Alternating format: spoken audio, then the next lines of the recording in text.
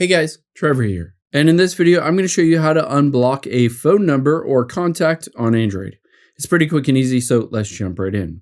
Now, the first thing you're going to do is open up the phone app on your Android.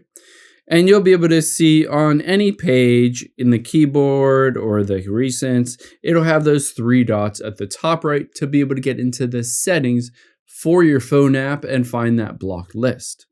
So let's tap on those three dots and then choose your settings. You can see here midway down, it says blocked numbers. These are all of the contacts or phone numbers that you have prevented from texting you or calling you.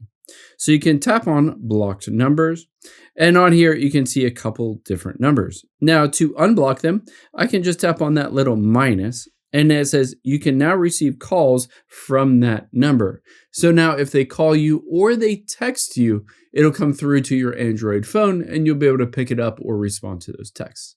I hope this helps. If it did, hit the subscribe button down below and leave a comment if you have any questions. Thanks, guys.